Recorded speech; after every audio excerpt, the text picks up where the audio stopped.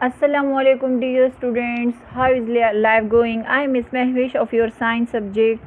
Today we will be starting our new lesson, that is lesson number 2, and the name of lesson number 2 is characteristics and needs of living things. कि living things की क्या क्या जो है वो खूबियाँ है, characteristics mean खसूसियात, properties को कहते हैं, और नीड जो है वो ज़रूरियात। तो लिविंग थिंग्स की क्या क्या खूबियाँ हैं और उनकी ज़रूरियात क्या है वो इस चैप्टर में हम पढ़ेंगे। आते हैं अब अपने चैप्टर नेम की तरफ। तो chapter number 2 is present on page number 10 of your textbook. What is the name of your chapter? Characteristics and needs of living things. के एंड लिविंग थिंग्स की क्या क्या खसूसियात हैं। करेक्टरिस्टिक्स मीन खसूसियात या प्रॉपर्टीज़ जिसे हम कहते हैं।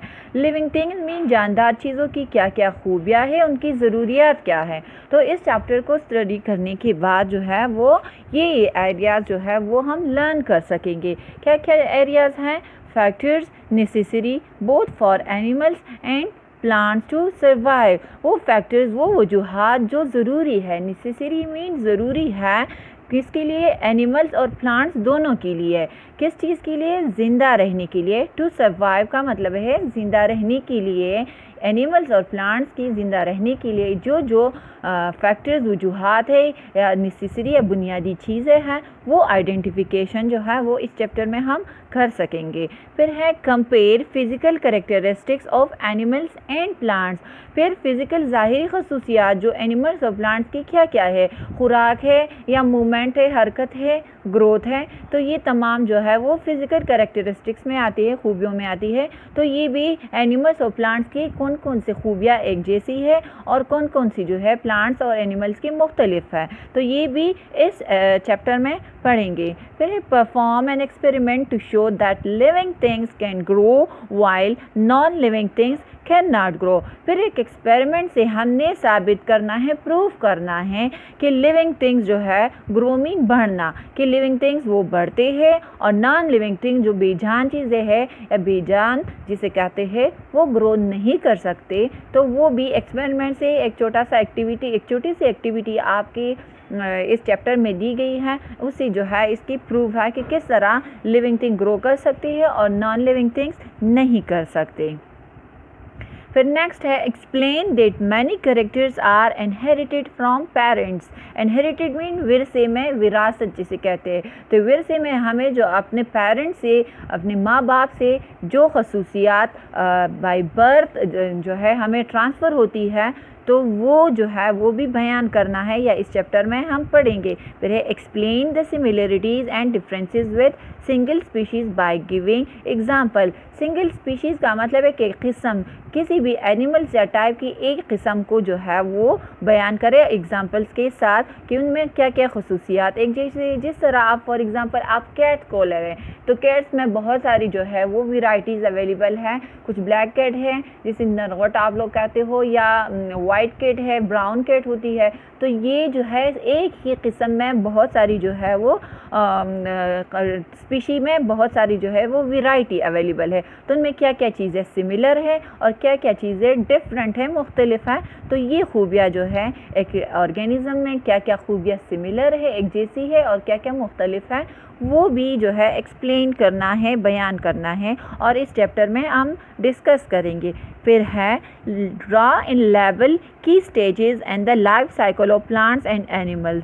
फिर है लेवल और ड्रा करना है क्या, किस चीज़ की लाइफ साइकिल, प्लांट्स और एनिमल्स की जो स्टेजेस हैं, मतलब कि किस तरह उनकी लाइफ की शुरुआत होती है। तो उनसे शुरू करना है कि जिस तरह फॉर एग्जांपल अगर हम सीड को ले ले, तो सीड किस तरह एक बेबी प्लांट बनता है, यंग प्लांट, और फिर जो है वो मैच्योर। तो ये एक लाइफ साइकिल है जो ये जो है इनमें प्लांट्स में और एनिमल्स में होता है। तो ये भी आपकी बुक में इसको एक डायग्राम दी गई है और थोड़ा बहुत डिस्कशन है इसके मुताल्लिक़।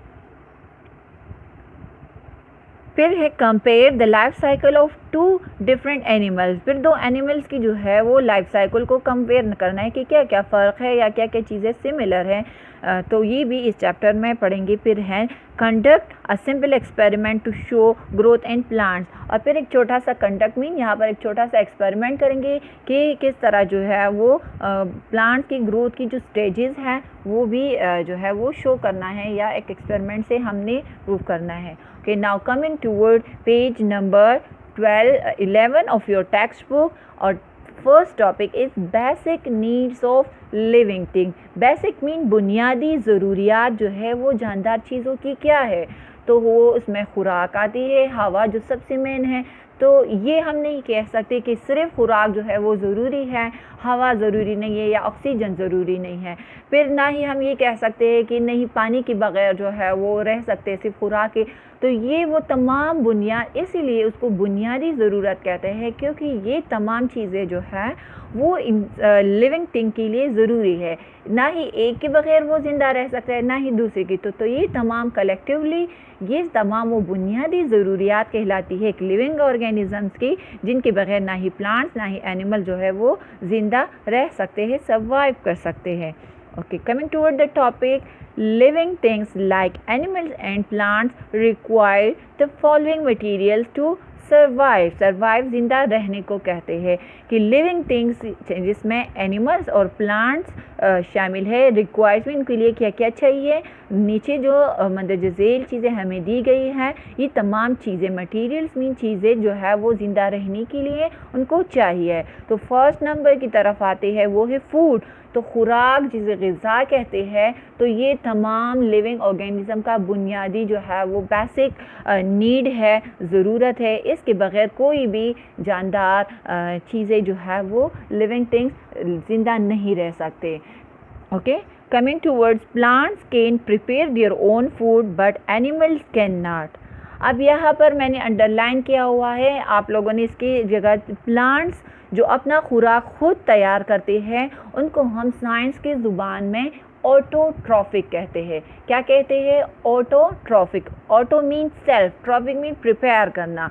तो प्लांट्स जब अपना खुराक खुद तैयार करते हैं, that's why plants are called autotrophic. while animals cannot prepare their own food, so that's why they are called heterotrophic।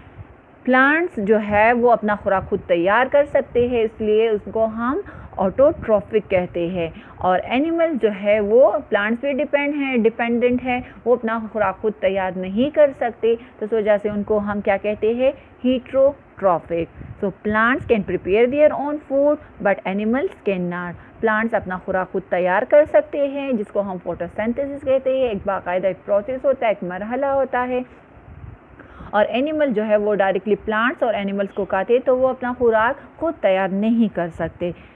Therefore, human beings and animals need different kinds and quantities of food। इसीलिए human beings को, हम इंसानों को और जानवरों के लिए क्या क्या मुख्तलिफ उनकी ज़रूरियात है, किस्मों की, मुख्तलिफ खुराक की और तादाद में। क्वांटिटी में मकदार को कहते हैं।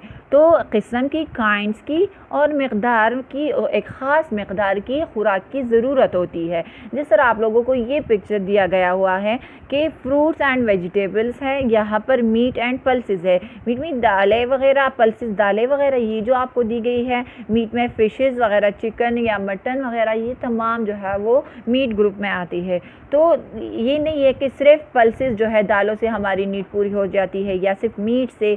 तो ये जो है फ्रूट्स, वेजिटेबल्स, ये कलेक्टिवली ये हमारे पास काइंड्स में आते हैं। मुख्तलिफ़ किस्म की खुराक जो है वो इंसान को उसकी ज़रूरत होती है, और सिर्फ इंसानों के लिए नहीं बल्कि एनिमल्स को भी इन खुराक की जो है वो ज़रूरत है। ओके, एंड क्वांटिटीज़, और एक ख़ास मकदार और ख़ुराक की जो है वो भी जो है वो एनिमल्स और ह्यूमंस को चाहिए। तो सबसे बुनियादी ज़रूरत जो है वो क्या है? फूड है, जो एनिमल्स और ह्यूमंस बीइंग के लिए ज़रूरी है। प्लांट्स के लिए भी खुराक की ज़रूरत है ग्रोथ के लिए, लेकिन वो अपना खुराक खुद तैयार कर सकते हैं। ह्यूमंस को ले लें और एनिमल्स को ले लें, तो एनिमल्स अपना खुराक खुद तैयार कर सकते हैं और ना ही humans. Okay, so this is the basic and first need of living thing which include animals, plants and humans. Okay, now coming toward the second category, that is air. तो एयर हवा जिसे कहते हैं, तो सबसे मेन चीज़ खुराक के बगैर फिर भी जो है कहते हैं कि मैक्सिमम 3 डेज़ या हद से ज़्यादा अगर मैक्सिमम डेज़ हम ले ले तो 1 वीक जो है वो फूड के बगैर इंसान रह सकता है। लेकिन एयर ऐसी चीज़ है, हवा या जिसे हम ऑक्सीजन कहते हैं, वो ऐसी चीज़ है जिसके बगैर कोई भी जानदार चीज़ जो है वो ज़िंदा नहीं रह सकता। तो सबसे मेन इम्पोर्टेंट चीज़ जो है वो हमारे पास क्या है, एयर है। Air is present all around the earth. Air हवा जो है वो तमाम इर्द गिर्द एयर की अर्थ की हमारी ज़मीन के इर्द गिर्द जो है वो मौजूद है।